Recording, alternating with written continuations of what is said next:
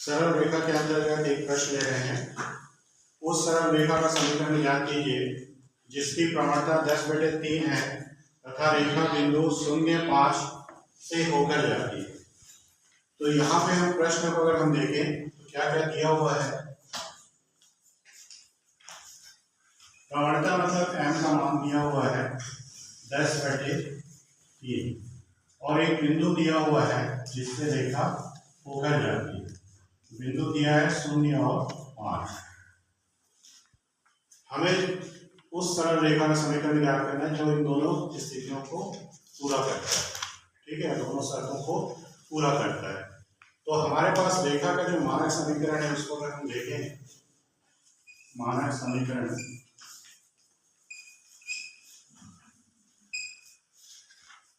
y बराबर mx plus c। तो यहाँ पे देखिए हमको m का मान मालूम है, c का मान नहीं मालूम है, लेकिन हमको बिंदु का निर्देशांक मालूम है। उसकी सहायता से हम c का मान निकाल देंगे। जब m और c के मान को हम इसमें रख देंगे मानक समीकरण में तो हमारा रेखा का समीकरण आ जाएगा। तो इसको हम 1 नंबर डाल देते हैं। अब इसमें हम प्रवणता का भी मान रखेंगे और बिंदु 0,5 को भी रखेंगे। क्यों रखेंगे? क्योंकि ये जो रेखा है वह बिंदु 0,5 से होकर जाता है। इसका मतलब रेखा का समीकरण उस निर्देशांक के द्वारा संतुष्ट होगा। तो वहां पे पहला जो मान है x का है और दूसरा जो मान है y का है। तो x बराबर 0, y बराबर 5 और m का मान है 10/3। इसमें रखते हैं।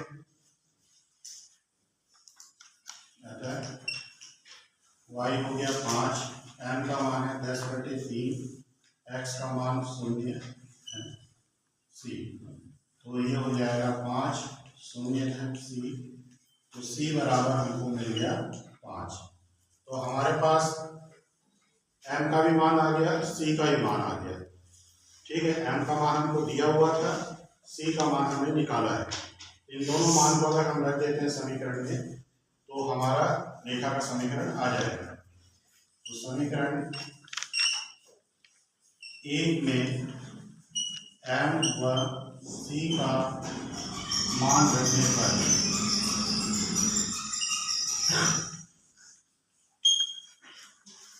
तो यहाँ पे मान रखते हैं।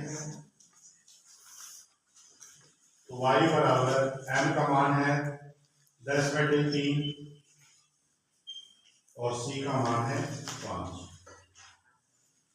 तो ये आ जाएगा y बराबर 3, 10x धन 15। ठीक, गुणा कर दीजिए। तो 3y बराबर 10x धन 15। चाहे तो इसको ट्रांसफर कर सकते हैं या यहाँ भी छोड़ देंगे तो भी आपका ये प्रश्न का हल हो जाएगा। तो इस तरह से हमने देखा कि एक बिंदु दिया हुआ है, रेखा की प्रवणता दी हुई है, उस स्थिति में